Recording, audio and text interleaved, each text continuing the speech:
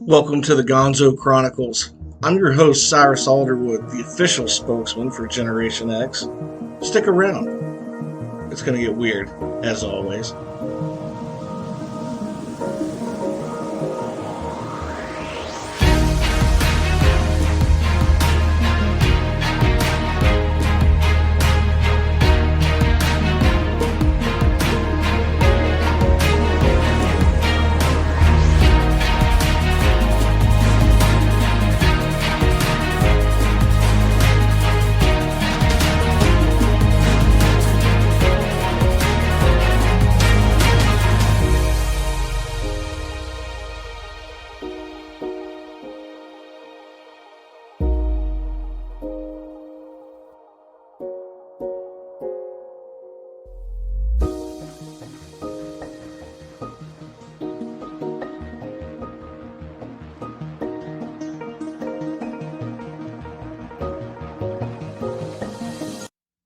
Well, welcome back to another episode of the Gonzo Chronicles.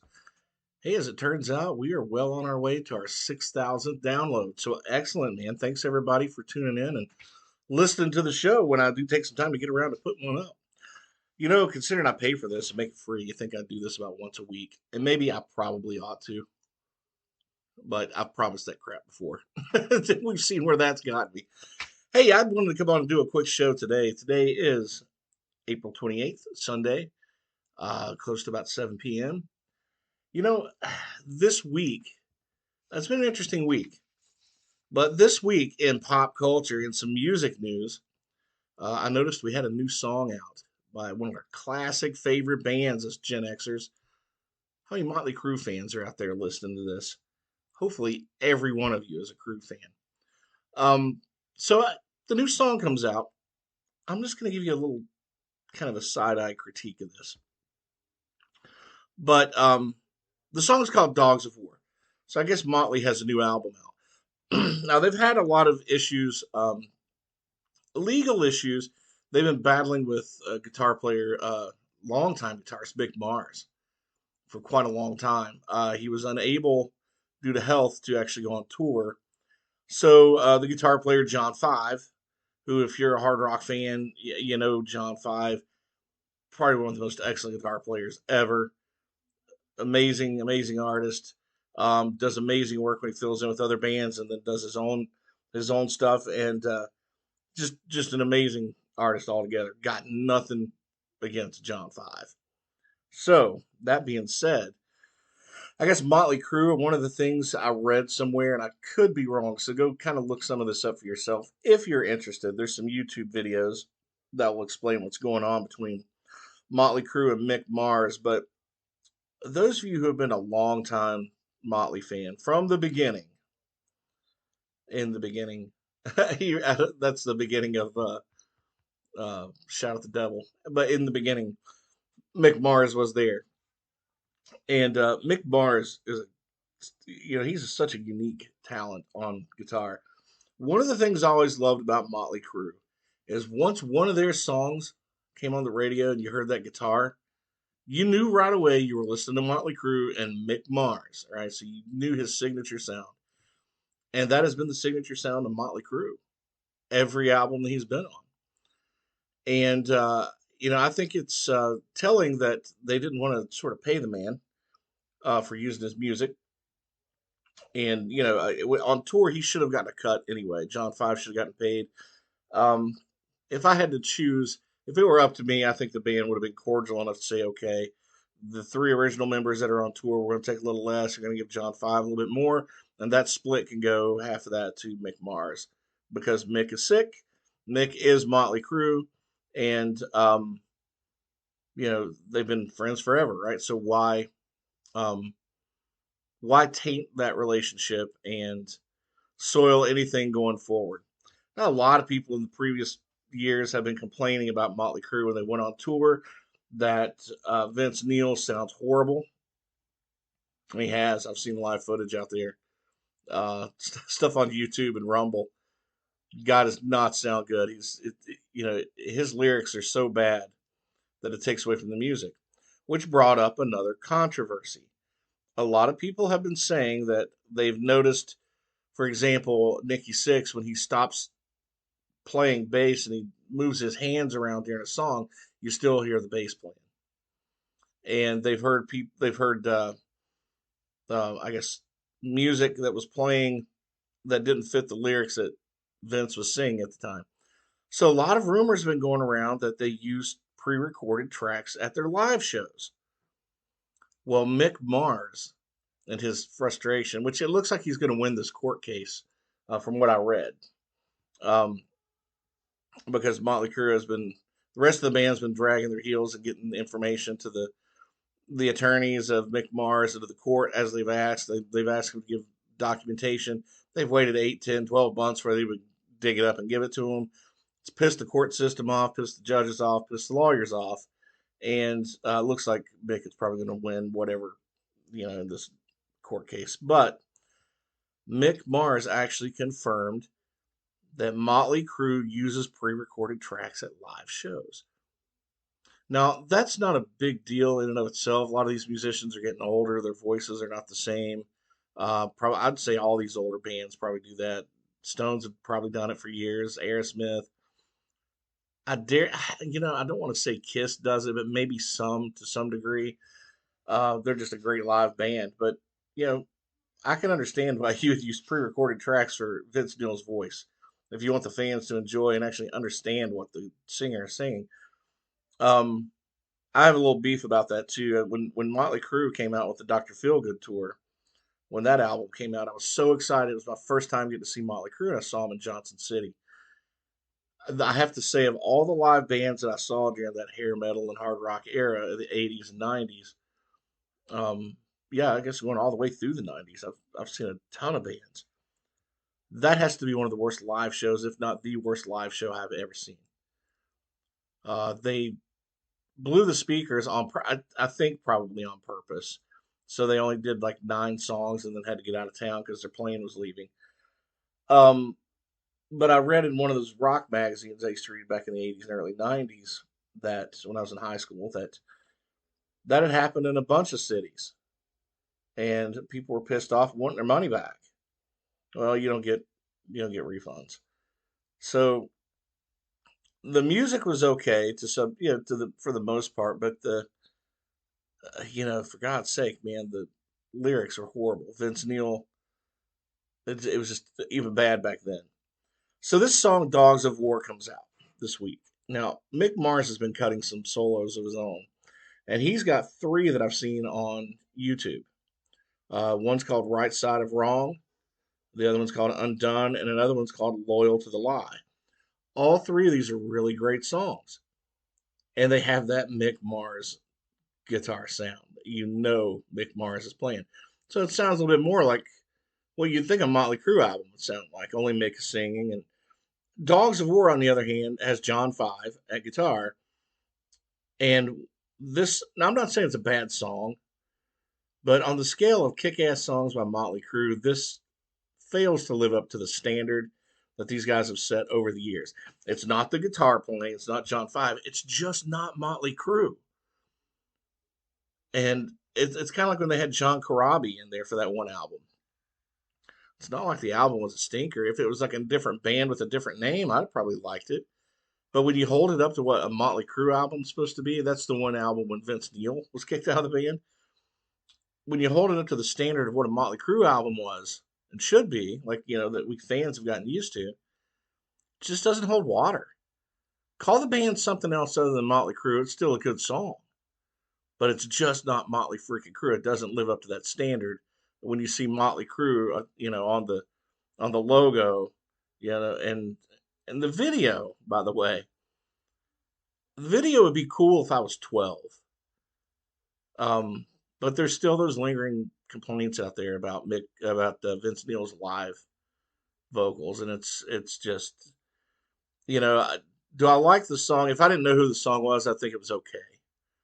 But you tell me it's a Motley Crue song, and I'm like, oh God, no! Please tell me that's not Motley Crue. It would be like, I don't know, Guns N' Roses coming out and somebody else doing it. Welcome to the Jungle that wasn't Axl Rose. So you put say you put somebody from the Wallflowers in singing. You know what I mean? It's just not the same, and the guitar is not the same. So it's just a totally different sound. Um, does not live up to the standard of Motley Crue. Very disappointed, actually. Again, no shot at John Five. Guy's a killer guitar player. It's just not Motley Crue. You're not Motley Crue without Mick Mars. It's just not going to work. It's like some bands you take one of the people out. It's just you might as well have a different band because it just doesn't sound right. So that being said, I wanted to actually go into so I'll just what do you guys think? Go watch Dogs of War on YouTube. Then look up Mick Mars' individual songs that he's done. Right Side of Wrong is awesome. Like them all, you know. It sounds more like Motley Crue than Motley Crue's new song. But again, that just tells you the influence that Mick Mars had in that band. That's his signature sound. So, who was the most important player in the band? Might have been Mick Mars after all these years. And then I know he's sick and old, and he's like 71. These guys are in their 60s. They're they should have let it go a long time ago. I don't mind recording new music because you can fix the tracks and the vocals in the studio, but the live stuff and one more tour, nah, not interested, man. Just not interested. That being said, Motley Crue's had a ton of albums, some really good stuff, and this new album I haven't listened to either. I may listen to it if I can, find it on YouTube. Some of the other tracks, but not gonna go out of my way to buy it. Uh, Simply because I don't know. Not that it's probably not. It's probably still pretty good, in its own way, but just not interested just yet. But they've had a lot of albums and a lot of songs out there, so I actually wanted to put together, just kind of give you a quick list of the top four Motley Crue albums, in my humble opinion. If I could, if you disagree, then leave comments on the podcast down below. Um, so my Mount Rushmore of Motley Crue's albums. The first album that came out was called Too Fast for Love. That was such a raw album. My first experience though with Motley Crue was when Home Sweet Home came out. I saw that video. I was like, man, that's a killer power ballad. No, actually, let me take that back. Smoking in the Boys' Room. That one came out, but that was a remake, but it was a cover song. But it was still a good song, and so that kind of got me into Motley Crue, and then the Home Sweet Home came out, and that's obviously one of the best power ballads of all time, if not at the very top of the list. But once I found out who Motley Crue was, I started looking back at some of their other albums. I'm like, holy smokes, I was blown away by Too Fast for Love. It was the rawest album I think I'd ever heard. It's almost like you didn't have a studio to put the polish on it, and it was just these raw tracks. And man, was it awesome. Too Fast for Love was a great song. Um, Public Enemy number one, Live Wire. To this day, that's still one of my favorite hard rock albums from that '80s era. I would throw that if I had to do like a top 20. Too Fast for Love gets thrown in there, without a doubt. Um, but I didn't put that in the mountain. So in the Mount Rushmore of albums. So let me just list all the albums first. There's Too Fast for Love was their first one. Shout at the Devil came out next, and that's the one that had um, Helter Skelter. So you may remember that version. Then Theater of Pain came out. Awesome, awesome album. That was my first like real experience with Motley Crue, and freaking loved it. Even the songs that they didn't release in video or in single, just that album just blows me away. I still love that album. Girls, Girls, Girls, another great album. By this time, these guys probably were almost dead. Nikki Sixx almost killed himself on heroin twice, and he wrote a song called "Kickstart My Heart" for the next album. After one of those events. But Girls, Girls, Girls, amazing album. That was, I guess, the last of their so-called drug years, because they all sort of went into rehab. Then came out with Dr. Feelgood, which was their fifth album. And then Vince Neil gets kicked off. Kicked out of the band. He does a solo album, which was not bad. Actually, he kept the Motley Crue feel with whoever he had playing guitar in that. They sort of try to still mimic that Mick Mars feel to it. Motley Crue had an album that came out by John Corabi. And of course, you had Mick Marrs on that album too. So the style of music is a little bit different, but you can still tell it's Mick Marrs playing guitar, no doubt. Again, not a bad album, but it was Motley Crue because Vince Neil wasn't there, even though he's a shitty live performer. Um, Generation Swine came out later on in the '90s, and then New Tattoo was another album that came out, and then the most recent one, other than this one, was Saints of Los Angeles, which I don't know if you've listened to that album. Really good album. Like, I wouldn't want to hear them play it live. I know they did the one of this Carnival of Sins tour where they did some stuff from that, but like, good album. Again, by then, not a live act you want to see. But if I had to put my Mount Rushmore top songs or top albums, Too Fast for Love, Shout at the Devil, Girls, Girls, Girls, and the Theater of Pain. The top four, the first four releases. Somewhere after that, I think the commercialism sort of got to me, and they were just a big conglomerate. I mean, it's like they might as well have been a big corporation. The live music wasn't good. Studio stuff was still solid, but it's those early years. I think probably just because it was influential during my youth. Those would be my top four, my Mount Rushmore of uh, Motley Crue albums. But let's do a top 10 list of songs. So there's like two that come off of Too Fast for Love. In my top 10 list of Motley Crue songs, this may be very different from yours. So whatever your favorites are, again, toss them in the comments. Um, and then if you have a cool memory related to one of those songs, share it. Public Enemy number one and Live Wire make that list for me. Off of Theater of Pain, or excuse me, Shout at the Devil. That Shout at the Devil song actually makes my top 10 list. Also, Too Young to Fall in Love. Awesome, awesome song. You can't go wrong with some of those that were on Shout at the Devil. But when it comes to Theater of Pain, I had three off of that one. Keep Your Eye on the Money. All right, that was never a video release or a singles release. Great song. Louder Than Hell. Also, great song. If I'm going to start a playlist of Motley Crue, that song kicks the whole thing off. Home Sweet Home. You have to throw that one in there because it's just a timeless piece it never gets old. When it comes on the radio, I turn it up. Then I have Wild Side from the Girls, Girls, Girls album. Also, All in the Name of. So that was a cool All in the Name of Rock and Roll. That was, to me, the best song off the Girls, Girls, Girls album. Even though the whole thing rocked, man. I freaking loved it from start to finish. There was a ballad on there called You're All I Need. They did a video for that, but it was so controversial. They had to, MTV wouldn't play it, which is a shame. You can find it on YouTube.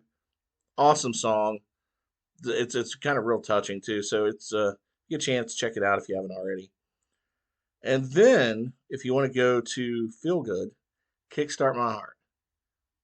That was the only song off that album that hit my top 10 list. So there's my top 10. If I had to give an honorable mention, Saints of Los Angeles was a killer song off of one of their previous albums just a few years back. Can't go wrong with some Motley Crue, though.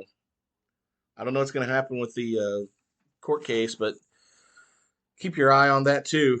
Keep your eye on the money. I guess that's what Mick Marrs is thinking right now. I don't know. Yeah, it's that signature series, the sound of Mick Marrs. You can't mistake it for anybody else.